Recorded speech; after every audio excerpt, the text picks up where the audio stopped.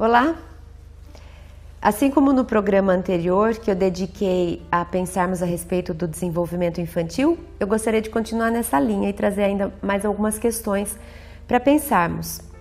É um investimento a essa primeira infância, a fase em que a criança está se formando como base da sociedade, porque o adulto ele é formado intrinsecamente, os seus pilares mais profundos, o seu cerne, ele vai se formar nessa primeira infância, nos primeiros anos de vida e depois também na adolescência. Mas é tão importante o impacto que essa primeira fase da vida causa no adulto, que é incrível como isso não tem a repercussão que deveria ter em todos os âmbitos. Desde o âmbito do governo, da política, das escolas, da educação, dos lares, das pessoas. Não dedicamos a atenção que precisaríamos. Falta-nos consciência do quanto é impactante para o mundo adulto, para a sociedade, para as pessoas que estão aí, governando, ensinando, escolhendo, fazendo, trabalhando, o quanto elas foram formadas na primeira infância. E que se tivermos alguma pretensão de causarmos mudanças, melhores, transformações, os nossos olhares precisam se voltar para essa primeira infância. Nós precisamos nos capacitar mais enquanto pais, educadores, professores, figuras de referência da infância. Então, além dos assuntos tratados no programa anterior, que podem ser revisitados nas redes sociais, eu tenho publicado, então vale a pena quem se interessa pela educação, pela criação dos filhos, pela educação, é importante, vá atrás desse programa anterior. Nós falamos sobre o afeto, nós falamos sobre a segurança, sobre a importância dos estímulos e vamos continuar. Vamos trazer hoje um outro tema que é importante para ser desenvolvido com as crianças e é o tema da diversidade. Falamos tanto sobre a diversidade, mas sempre como quem precisa consertar uma situação. Hoje falamos da diversidade no seguinte contexto: o adulto precisa aprender a respeitar a diversidade. O adulto é muito preconceituoso, mas o adulto foi formado preconceituoso. O adulto foi falha a sua apresentação à diversidade enquanto criança. Esse adulto que hoje é preconceituoso e não se dá conta da importância da diversidade, não respeita e não valoriza a diversidade, é a criança que não foi apresentada a isso. É lá que nós geramos, plantamos a semente do respeito à diversidade ou do preconceito ao que é diferente. Então esse tema é muito relevante se pensarmos em contexto social futuro. Gostaria muito que meu filho, quando crescesse, ele fosse uma pessoa que respeitasse os outros, que valorizasse as diferenças, que tivesse essa ética. Se você espera que seu filho no adulto não seja preconceituoso, é importante que hoje você o apresente, o exponha à diversidade.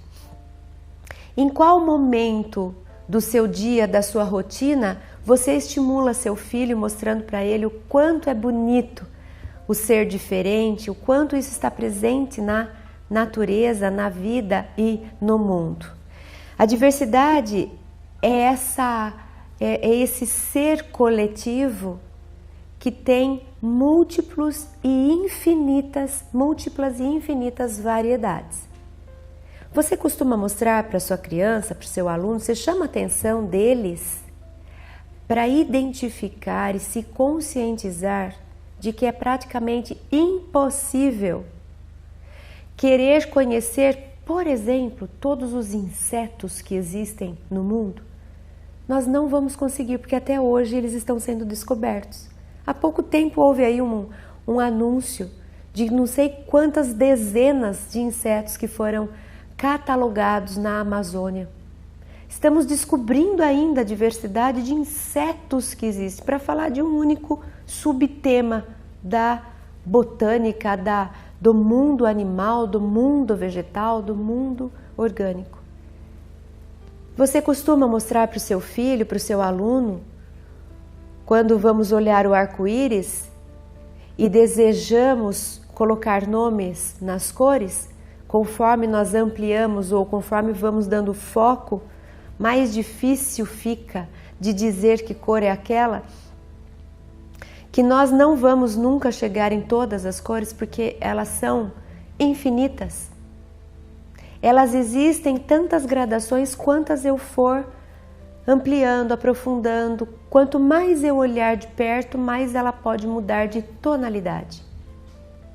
Você costuma falar com seu filho, passear com seu filho na natureza e perguntar a ele a respeito das flores? Quantas são as flores que ele já viu?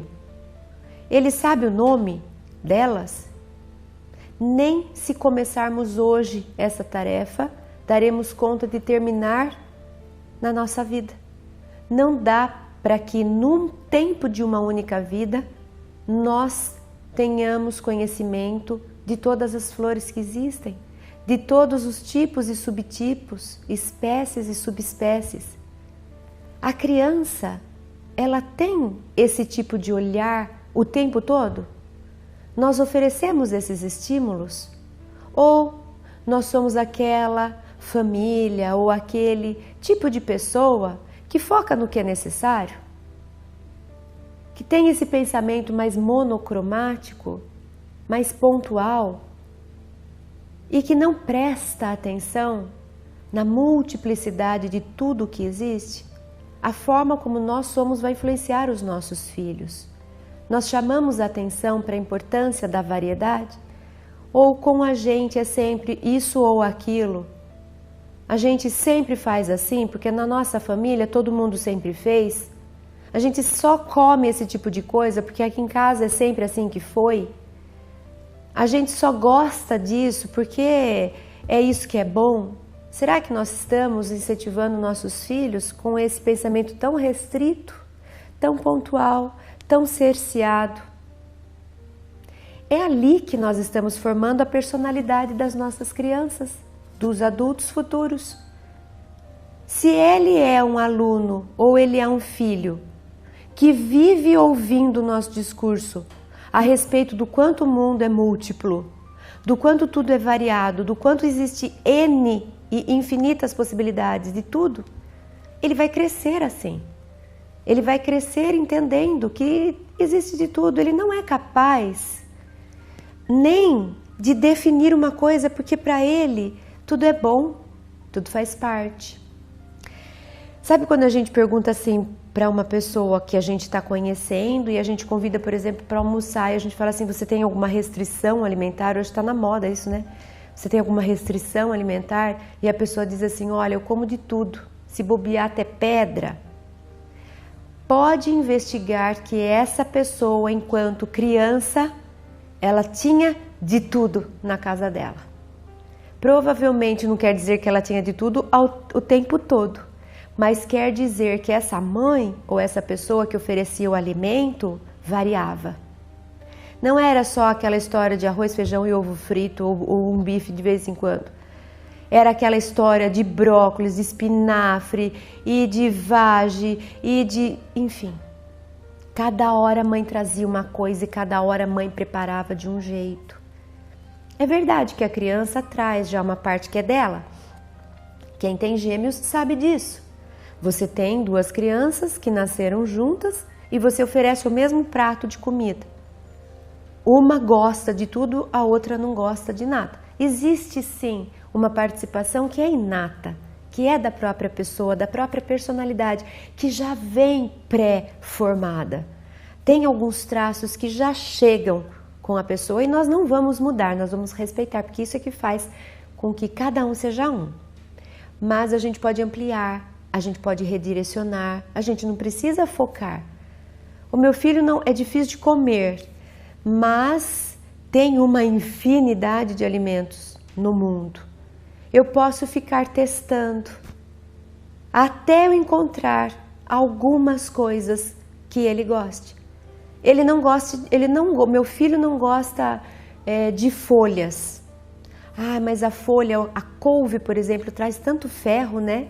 Pois é, e tem fibras, mas fibra e ferro a gente encontra em tantas outros alimentos. Então, dá trabalho, precisa de uma certa elaboração nossa, mas a gente pode mostrar para os filhos que existem muitas coisas. Então, gastar tempo valorizando as cores, mostrando as plantas, chamando atenção para a infinidade de animais que existem, brincando com ele a respeito. Eu lembro que quando meus filhos eram pequenininhos e a gente às vezes saía para ir para um restaurante ou uma pizzaria e eles não tinham muita paciência para ficar esperando a comida ficar pronta, a gente fazia uma brincadeira que ficou básica e toda vez era a mesma brincadeira. A gente brincava de que cada um deveria falar o nome de um animal e fazia essa rodada até esgotar, para ver quem ficaria sem imaginação, né? Então eles tinham interesse por isso, eles queriam conhecer nomes de animais, tipos, animais diferentes, para usar na brincadeira e ganhar. E eles iam ampliando o quê? Vocabulário, imaginação, curiosidade, eles iam atrás, eles queriam saber, eles guardavam o nome, eles se interessavam. Olha quantas áreas do desenvolvimento estão sendo afetadas. Memória, cognição, fala, escrita e muitas outras habilidades. Então, estimular isso, não para dizer qual é o melhor, mas para mostrar o quanto é bonito a variedade. A variedade é linda por si só. Menos importante é conhecermos tudo para definirmos o que é melhor. E isso é o que a gente mais faz.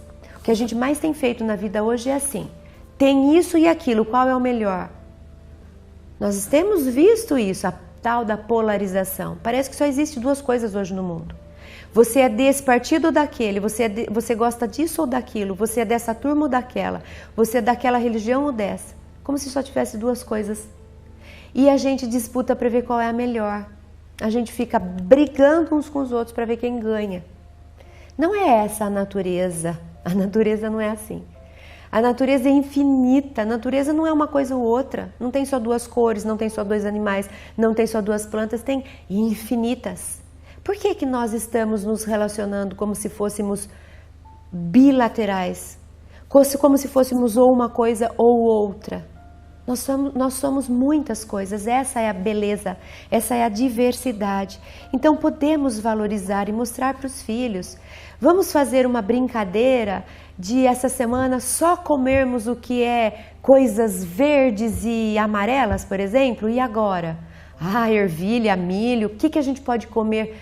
Transformar essas coisas em brincadeiras para mostrar para as crianças que a vida pode ser mais divertida se ela for diversa, se ela tiver variedade. É ampliar o gosto, ampliar o interesse, ampliar o olhar. Aí, quando ele for adulto, eu não vou precisar dizer para ele: não seja preconceituoso, por que você acha que isso é do mal, que é feio, que não serve, que deve ser excluído? Esse adulto, ele vai saber integrar, ele vai saber acolher, ele nem vai prestar atenção se a pessoa é da cor, de uma cor ou de outra, se ela segue uma ou outra crença, se ela faz parte de um ou outro grupo, porque para ele o mundo é diverso, o mundo é variado, tudo é bonito, tudo é válido, tudo vale a pena, tudo está aí para ser entendido, conhecido, aproximado. Essa é a mentalidade que nós desejamos para o futuro, mas ela não vai ser formada lá na frente na base de decreto: não seja preconceituoso. Ela vai ser formada na primeira infância. Quanto mais eu chamar atenção para a diversidade presente no mundo, na natureza, para as crianças, eu depois não vou precisar corrigir o adulto dizendo para ele: não seja preconceituoso, porque ele não vai ser. E ele vai saber valorizar todos os tipos, todas as variedades existentes. A Editora Frater conta com livros que trabalham reflexões sobre alegria, saúde e bem-estar, além de temas relacionados ao espiritismo. Entre eles, os títulos: A Dança entre Opostos, Viver no Mundo, Os Mestres de Nossas Vidas de autoria ou coautoria de Cristiane Lenzibeira. Eles estão disponíveis para compra no site www.editorafrater.com.br. A renda obtida com a venda desses livros é revertida para a instituição Remanso Fraterno, apoiada por Raul Teixeira. É uma organização sem fins lucrativos, sediada no município de Niterói, atendendo a mais de 250 crianças e seus familiares, além de 85 adolescentes e jovens em situação de vulnerabilidade social.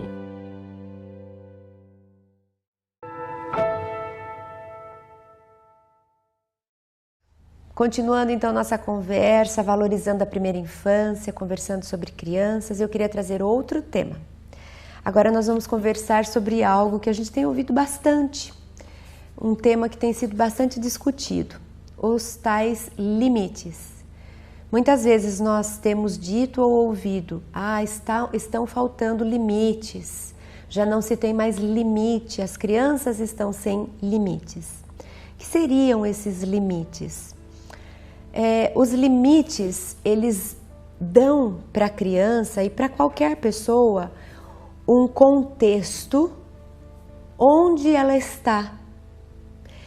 Eles sinalizam para a pessoa o lugar onde elas estão e até onde elas podem ir. Porque vejamos, nós não somos únicos na Terra, nós convivemos.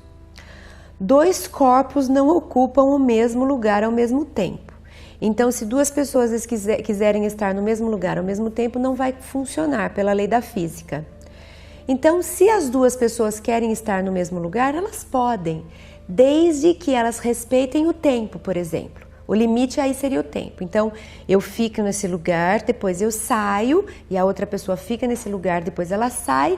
Então, a gente consegue conviver e compartilhar, porque o limite tempo foi respeitado. Isso quer dizer, eu tenho o direito de ficar aqui por um certo tempo, depois esse limite vence e eu preciso trocar.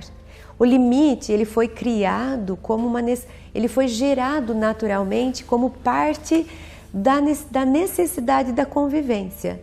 Se não tivéssemos essas cercas, se não tivéssemos nossos territórios bem delimitados, nós ultrapassaríamos, avançaríamos o lugar do outro, e isso geraria desentendimento, brigas e até violências.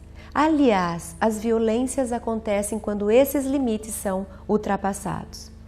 Quando surge necessidade de intervenção policial ou do judiciário, quando duas pessoas não se entendem a respeito do limite, ou seja, ele entrou onde ele não podia, ele falou o que ele não tinha direito.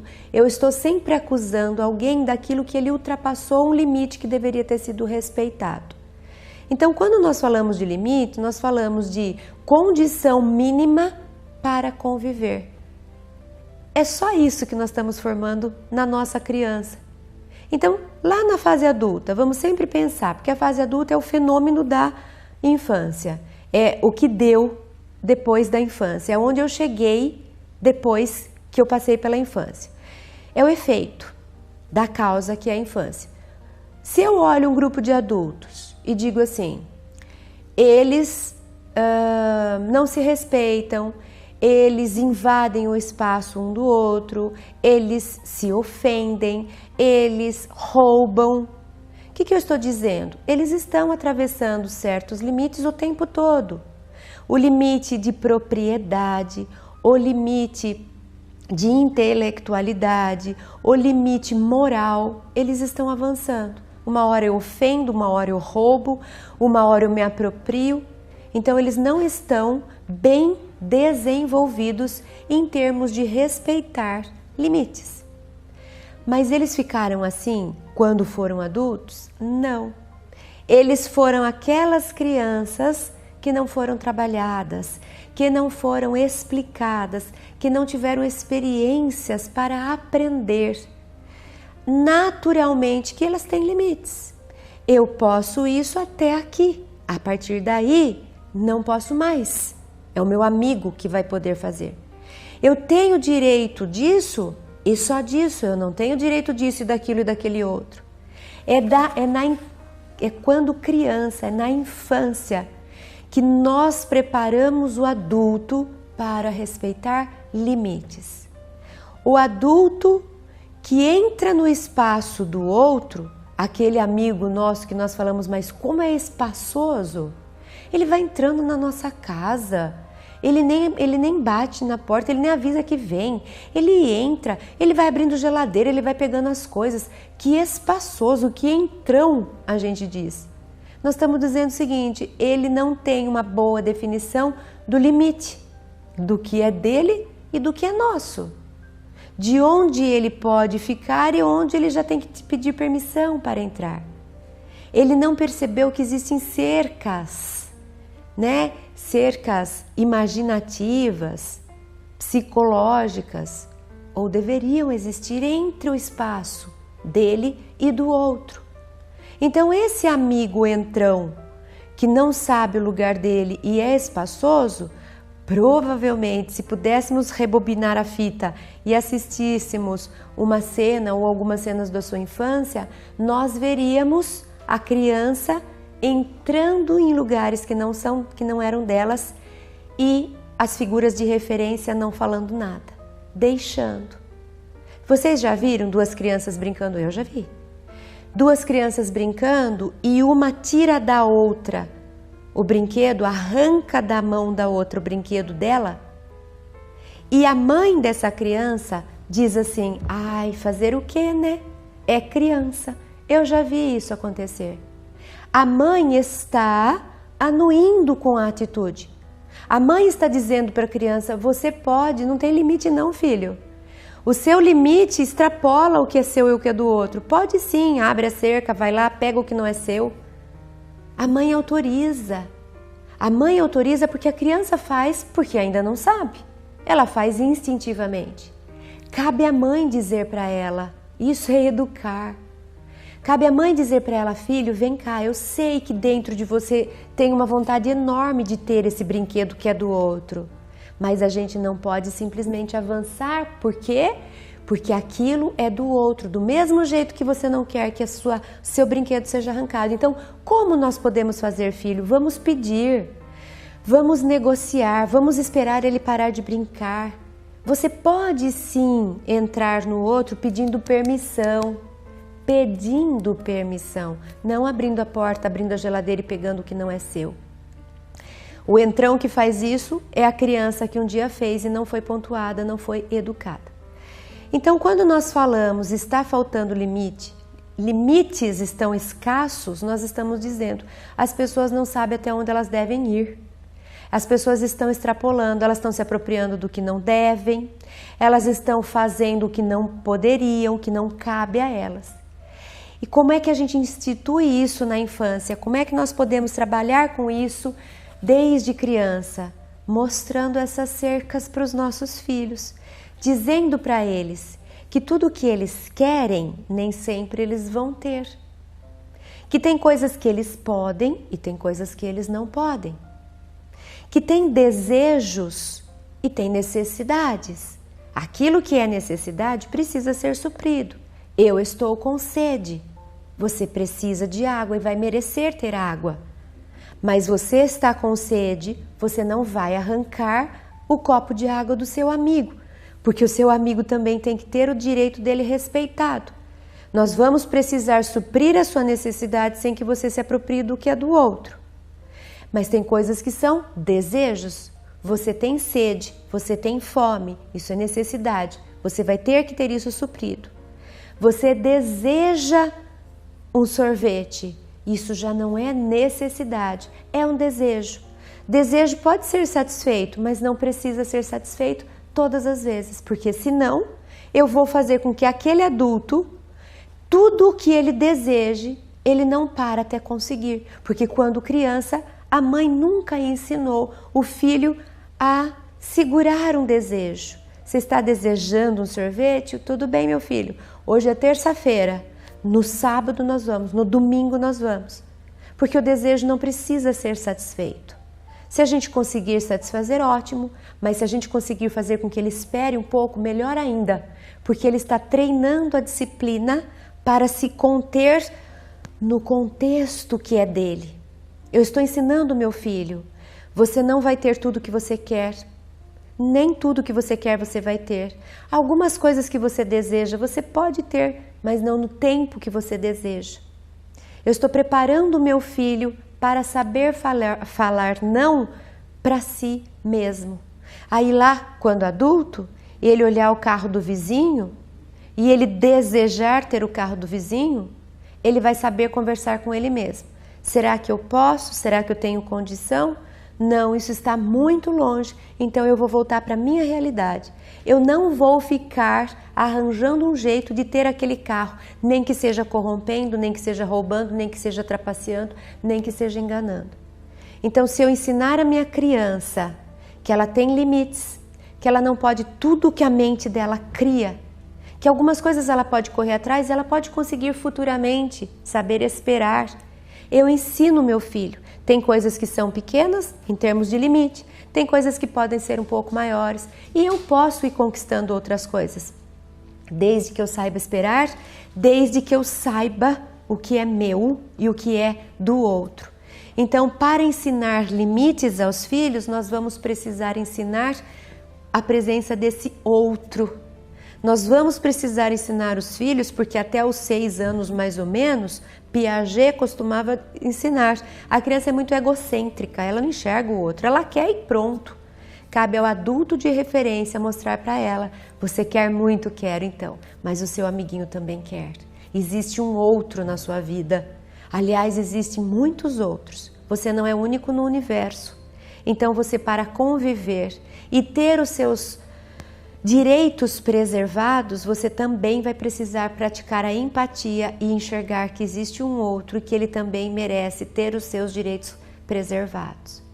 Se eu conseguir mostrar para o meu filho, se eu conseguir treiná-lo para que ele cresça consciente de si e do outro, para que ele cresça cuidando de si, lutando pelo que ele gosta, pelo que ele deseja, pelo que ele necessita e respeitando que o outro também tenha o que o outro tem de direito, merece e deseja, eu jamais vou ver o meu filho futuramente roubando dinheiro de respiradores, de pessoas que vão morrer porque não tiveram aquele bem público em benefício próprio. Ele vai saber do seu limite e vai dizer, não tenho direito. Eu desejo ser rico, mas o outro precisa do respirador. É dele, não é, eu não posso me apropriar para satisfazer meu desejo de ser milionário. Hoje nós vemos isso porque os limites estão rompidos. Então, quer colaborar com o mundo futuro? Olha para o seu filho e ajude-o a entender que o mundo precisa de limites e ele precisa entender até onde ele tem direito de ir e onde ele precisa abrir mão e se disciplinar e saber falar, ali já não dou conta. Posso até investir? Posso, pelas vias éticas. Colabore com esse mundo futuro e com a felicidade do seu filho, fazendo com que ele desenvolva internamente essas cercas, para que ele não precise futuramente ir preso num lugar menor, com grades, justamente por não ter sabido o lugar que lhe pertencia por direito e ter extrapolado. Limites são muito importantes e também são pilares para uma educação boa.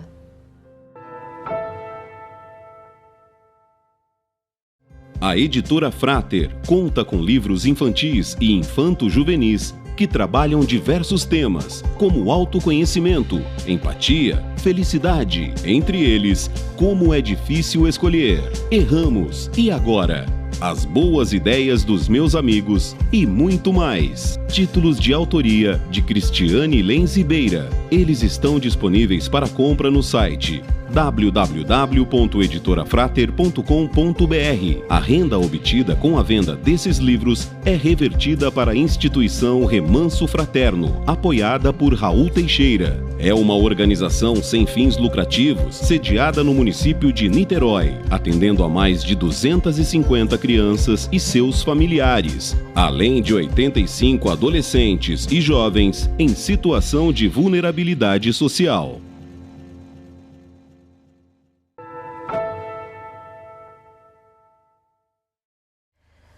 Estamos conversando sobre educação dos filhos, sobre primeira infância, sobre desenvolvimento infantil.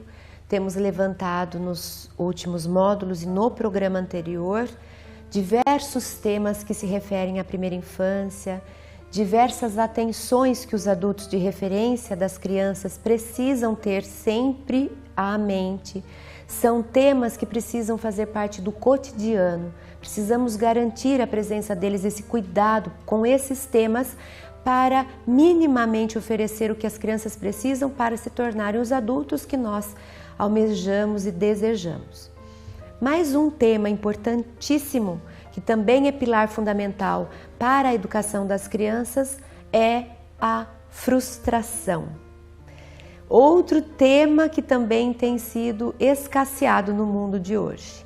Parece que nós, os adultos, as mães, os pais, os professores, temos medo, temos receio de frustrar nossas crianças e nossos alunos. Parece que algo drástico, uma tragédia vai acontecer se eu falar não para um pedido do meu filho. Estamos como se fosse presos a eles. Parece que as hierarquias estão se invertendo.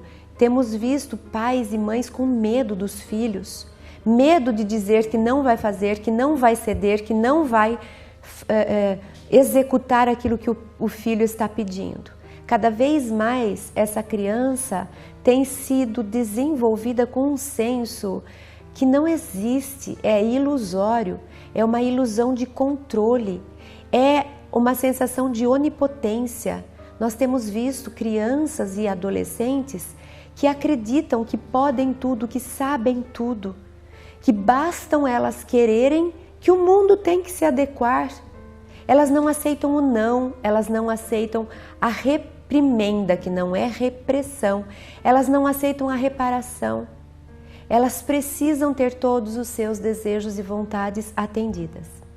Quando nós vamos lá no dicionário e pesquisamos a respeito do que seriam as frustrações, nós encontramos algo do tipo: é um estado ou uma condição de um indivíduo quando se vê impedido de atingir a satisfação de uma necessidade ou de um desejo, de ordem pulsional, uma vontade, um desejo.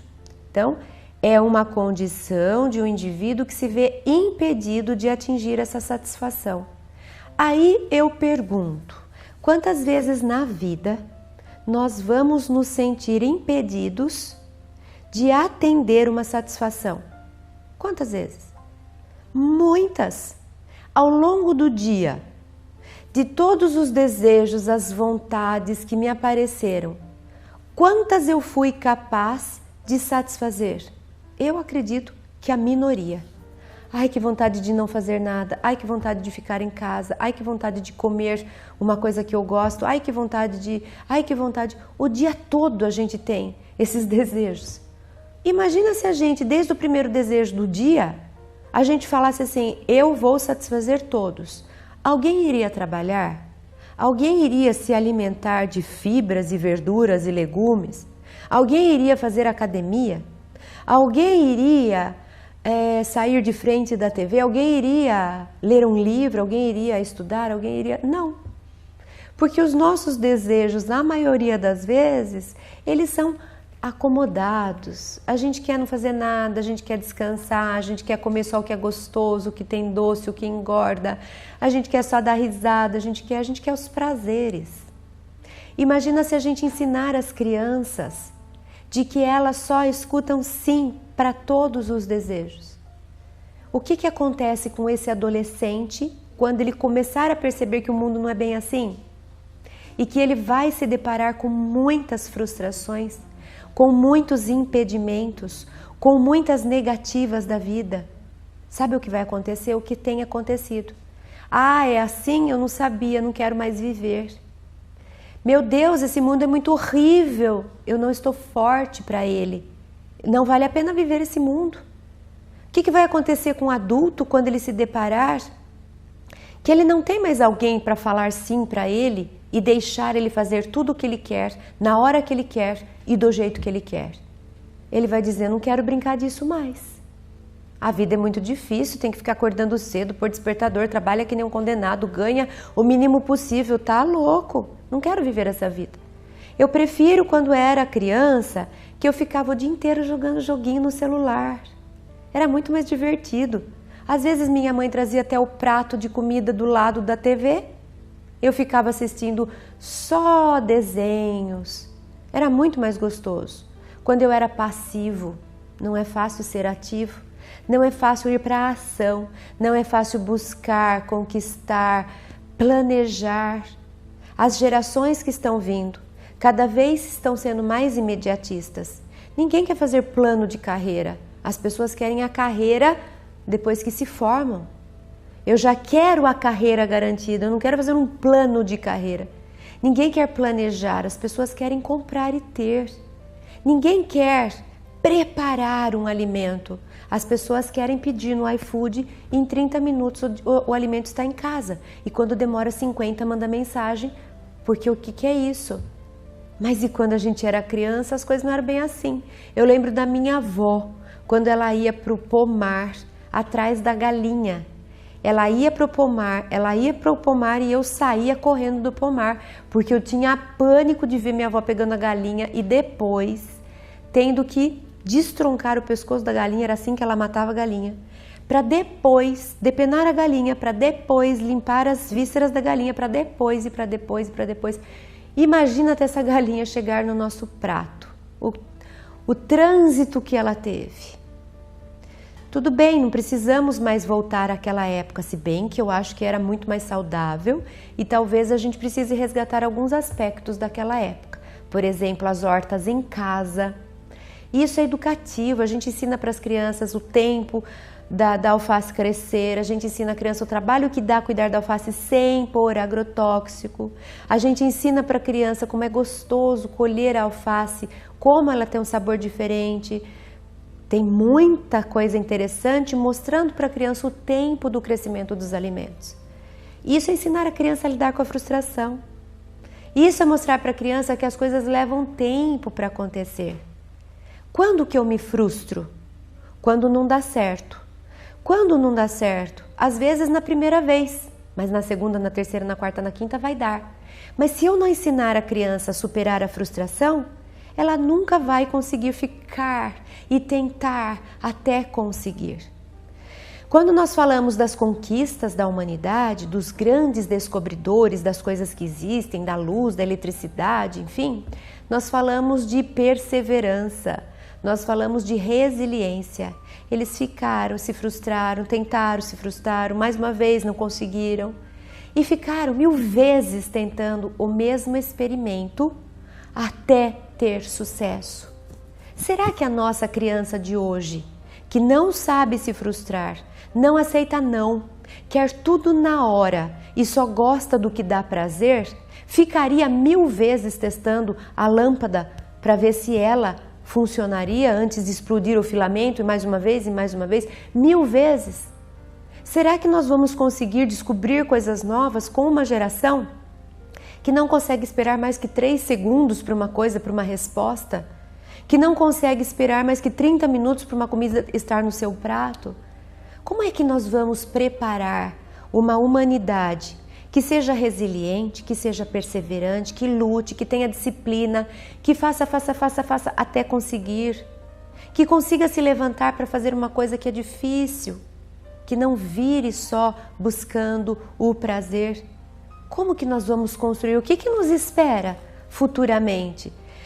Se nós desenvolvermos crianças que não saibam ser resilientes, que não lidem com frustrações, nem elas vão querer ficar no mundo, nem elas vão querer continuar. Ai, que mundo chato, tudo demora, tudo dá trabalho, as coisas são muito difíceis. Ai, eu não quero ficar aqui, eu prefiro ir embora daqui. Agora, vamos voltar para a geração passada, até dos nossos pais e avós, que começavam a trabalhar criança. Descobri outro dia que o meu pai começou a trabalhar com 13 anos de idade. Nem sabia disso. Meu sogro começou antes, com 7. E aí, quando foram adultos, eu vi o meu pai contar essa história. Ele tinha 5 filhos em casa. Ele trabalhava durante o dia como caminhoneiro. Ele dirigia mais de 100 quilômetros para fazer uma faculdade à noite. Ele chegava em casa depois da meia-noite, voltando 100 quilômetros, para poder fazer uma faculdade, para sair da condição de caminhoneiro e poder se tornar advogado. 5 filhos em casa, caminhoneiro durante o dia, faculdade até a meia-noite. Será que uma criança que não aceita não, que quer tudo na hora e que não aguenta esperar porque tudo é muito difícil, vai ter essa capacidade interna de superação para escalar outros andares não sociais, mas internos? Eu consegui falar. Imagina que delícia que é você ter essa satisfação de dizer: saí daqui, cheguei lá, não porque minha mãe me deu, mas porque eu superei, eu aguentei, eu me disciplinei, eu me sacrifiquei. Frustração é degrau de uma escada que leva à superação pessoal. Ninguém vai se realizar internamente, ninguém vai chegar numa escada de realização, de superação, se não aceitar os degraus das frustrações. Se você deseja que seu filho cresça, se realize, conquiste, seja feliz, ele vai precisar crescer, ele vai precisar escalar essa escada. Então é bom que você comece a prepará-lo para aguentar as frustrações da vida. Filho, eu sei que é difícil, mas muitas pessoas passaram por isso, você também vai passar. Filho, você está chorando, eu sei que isso dói, mas ninguém morreu de chorar até hoje. Filho, eu sei que você tinha desejo de uma coisa e aconteceu outra. E isso vai acontecer muitas vezes. Vai se fortalecendo para lidar com outras que ainda te aguardam. Isso é trazer os filhos para a realidade. É puxar os filhos do mundo da fantasia, do mundo da lua, onde só o que eles querem acontece. E mostrá-los viver na terra é assim. Se a gente não preparar nossos filhos para viver na terra, eles não vão dar conta e vão optar por outras vias de fuga, infelizmente, como nós estamos vendo. Então mostra para eles, através de pequenas frustrações, que eles são capazes, para que eles possam lidar com as frustrações mais difíceis que vão chegando futuramente. Isso é educar, é preparar uma humanidade que vai ser capaz de crescer e de ser feliz. Pensa sobre isso.